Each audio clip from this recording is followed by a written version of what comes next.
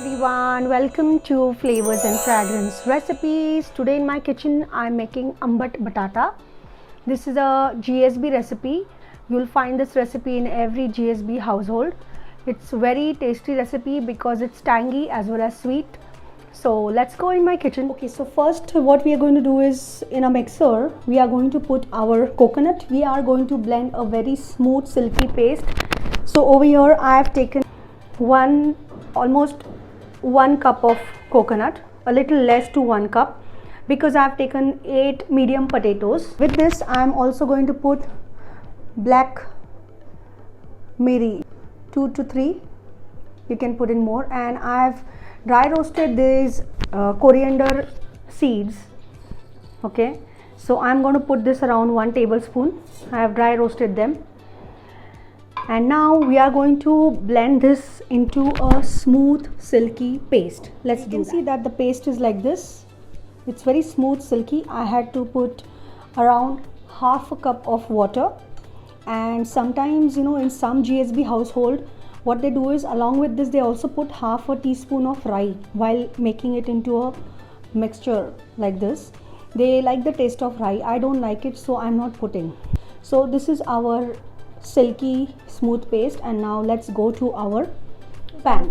And now I'm going to heat up this pan, and first I'm going to put some oil. Let's put around 4 to 5 tablespoons of oil, and let's heat up our oil. After my oil is heated up, I'm going to put hing, my asafoetida, and generally I like to put a little bit of more hing. It's not half a teaspoon, it's around a little bit more than half a teaspoon. So let this splutter a bit, and I am going to add now half a teaspoon of methi dana. Now this methi dana is having a bit of a bitter taste, but this will give this ambat batata recipe a different taste. So let it be little bit golden. My gas is on high right now, and then after it's spluttered a bit, I am also going to put my rye, around 1 teaspoon of rye, and let our rye also splutter. This is a very tasty recipe, and it is made without ginger, garlic and onions. Normally in all the GSB household this kind of recipe is made during festival time or any kind of religious puja and those kind of functions, because it's not having any ginger garlic paste or onions, and this is also loved by all the children. So my rye is spluttered, but I want to splutter it a bit more. And then on this, what we are going to do is, we are first going to put our potatoes. See, I have cut the potatoes like this, in this size. They are a bit thick, and I've put them in water so that they don't become black. So around 7 to 8 potatoes I've taken, and this is a slice. This is the way I have cut them. You have to keep it a bit thick, okay? So let's put our potatoes. Oh yeah, but before that, my curry leaf powder. As you all know that I dry roast my curry leaves, and then I put this curry leaf powder every time. So now I am going to put my potatoes.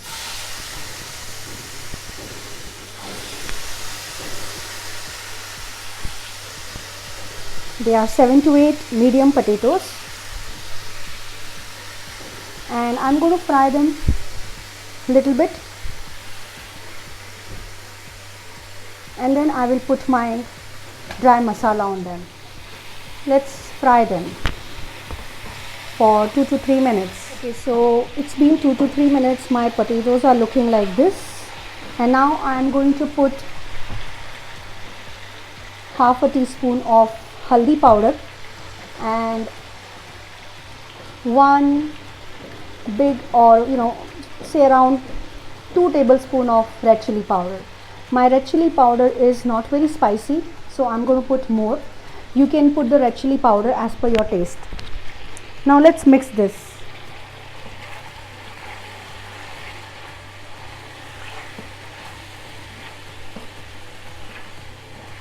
I'm also going to put half a cup of water now, half to 1 cup of water. Basically, I want my potatoes to cook, so I'm going to put some water, and I'm also going to put some salt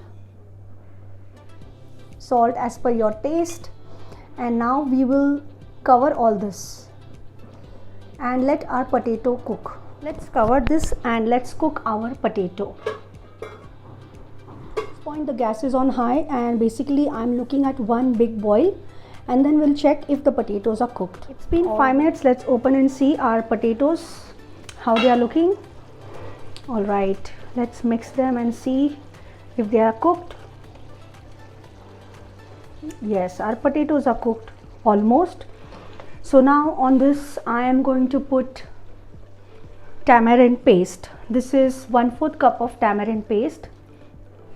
Since this is called as ambat batata, I'm putting this tamarind paste. Okay, one tip I want to give you over here: whenever you put any tangy flavor, any kind of khatta flavor like this tamarind or amchur, make sure that first those things that are cooking, they are cooked well, because generally after you put all this tangy flavor like tamarind or chinch, kokum or something to any dish, it will take a lot of time to cook. And so that is the reason why in some recipes like muga gati and all, we generally first cook it properly and then we put the tangy flavor. So now once this is gone, it is also important that when you have this tangy flavor, ambat flavor, there is always a gur.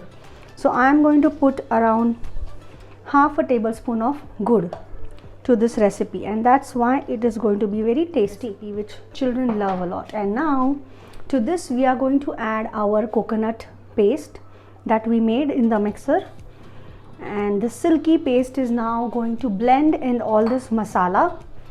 We're going to mix all this and we are going to further cook it for another 5 minutes. So let's mix all this, and this is how the gravy is going to be. The gravy consistency you can keep as per your wish. I generally like to keep it a bit thick, not very thin. So my gravy is like this, and I'm going to taste the consistency of salt now a little bit. Let's see. I need to put a bit of a salt. Salt is less, so I'm putting some salt, and I'm also putting a bit of a half a teaspoon of red chili powder over here, because it's not a spicy red chili. So now my gas, I'm going to keep it on a high flame. I'm going to put a little bit of water because coconut is going to be making it thick eventually. And now we are going to cook this entire thing for another 5 minutes till it releases oil. The coconut is nicely blended in potatoes. So let's cover it and cook it for 5 minutes. So it's been 5 minutes. I opened the lid and this is how our ambat batata is looking. See, nicely it has released oil and a very nice color has come. And I've also tasted the gravy. It is very yummy, tangy and sweet. So let me just cook it a bit further because I want the gravy to be a bit thicker, and then we will plate it. Let's garnish our ambat batata with chopped corianders,